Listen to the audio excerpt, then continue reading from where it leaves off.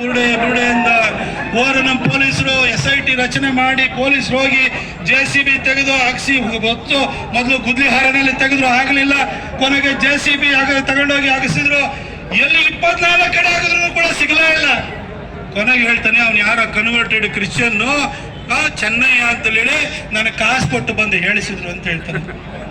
ನೀವು ಯೋಚನೆ ಮಾಡಿ ಧರ್ಮಸ್ಥಳದ ಬಗ್ಗೆ ಹೋರಾಟ ಆರಂಭ ಆಗುತ್ತೆ. ಅದ್ರ ವಿಡಿಯೋ ಮಾಡೋನು ಸಮೀರ್ ಅನ್ನೋನು ಅವನ ಧರ್ಮದಲ್ಲಿ ನಡೆಯುವಂತ ಅನಾಚಾರಗಳ ಬಗ್ಗೆ ಯಾವ ತರ ವಿಡಿಯೋ ಮಾಡಿದನ,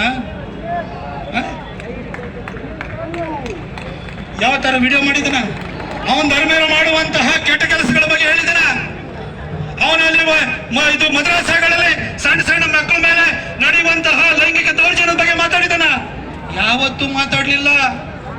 ಆದ್ರೆ ಧರ್ಮಸ್ಥಳದ ವಿಚಾರ ಅಂತ ಎತ್ಕೊಂಡ ನೀವು ಕೂಡ ಅಯ್ಯೋ ಏನೋ ಇರ್ಬೋದೇನೋ ತಲೆಗೆ ನೀವು ಹುಳ ಬಿಟ್ಕೊಬಿಟ್ಟಿದ್ರಿ. ಎಷ್ಟೋ ಜನ ಬನ್ನಿ ಹೇಳ್ತೀನಿ ನಾನು. ಆಮೇಲೆ ಆಯ್ತು, ಅವನು ವಿಡಿಯೋ ಮಾಡ್ದ. ಇದ್ರ ಬಗ್ಗೆ ಕೇರಳದಲ್ಲಿರುವಂತಹ ಕಮ್ಯುನಿಸ್ಟ್ ಪಾರ್ಟಿಯವರು ರಾಜ್ಯಸಭೆಯಲ್ಲಿ ಆ ಸಂದೀಪ್ ಕುಮಾರ್ ಅನ್ನೋ ಕೇರಳದ ಕಮ್ಯುನಿಸ್ಟ್ ಪಾರ್ಟಿಯವರು ಹೋಮ್ ಮಿನಿಸ್ಟ್ರಿಗೆ ಲೆಟರ್ ಬರೀತಾನೆ. ರಾಜ್ಯಸಭೆಯಲ್ಲಿ ಆತ ಕಮ್ಯುನಿಸ್ಟ್ ಪಾರ್ಟಿಯ ಲೀಡರು, ಆತ ಲೆಟರ್ ಬರೀತಾನೆ. ಅದಾದ ನಂತರ ICC ಚಾನೆಲ್ ಆರಂಭದಲ್ಲಿ ಇದ್ರ ಬಗ್ಗೆ ಸುದ್ದಿ ಪ್ರಸಾರ ಆಗುತ್ತೆ. SDPI ಅವರು ಹೈದರಾಬಾದ್ ನಲ್ಲಿ ಪ್ರೊಟೆಸ್ಟ್ ಮಾಡ್ತಾರೆ. ನಮ್ಮ ಧರ್ಮದ ವಿಚಾರಕ್ಕೆ ಯಾರ್ಯಾರು ಕೈ ಹಾಕಿದ್ರು ಅಂತ ನಿಮಗೆ ಗೊತ್ತಲ್ವಾ? ಯಾವ ರೀತಿ ಪಿತೂರಿ ನಡೀತಾ ಇದೆ ಅಂತ ನಿಮಗೆ ಈಗಲಾದ್ರೂ ಅರ್ಥವಾಯ್ತು ಅಂತ ನಾನು ಭಾವಿಸ್ತೇನೆ. ಹಾಗಾಗಿ ದಯವಿಟ್ಟು ಕಡೆಯದಾಗಿ ನಿಮಗೆ ಹೇಳಲಿಕ್ಕೆ ಇಷ್ಟ ಬಯಸುವಂಥದ್ದು, ಬಾಲಗಂಗಾಧರ ತಿಲಕರನ್ನ ಬರೀ ಪಾಠದಲ್ಲಿ ಓದಬೇಡಿ. ಅವರು ಹಿಂದ್ವಿ ಸ್ವರಾಜ್ಯದ ಸಂಸ್ಥಾಪಕರಾಗಿರುವಂತಹ ಶಿವಾಜಿ ಮಹಾರಾಜರ ಜಯಂತಿನ ಯಾಕೆ ಮಾಡಿದ್ರು, ಯಾಕೆ ಸಾರ್ವಜನಿಕ ಗಣೇಶೋತ್ಸವನ ಆರಂಭವನ್ನು ಮಾಡಿದ್ರು, ಆಗ ಸ್ವಾತಂತ್ರ್ಯದ ಗುರಿ ಇತ್ತು.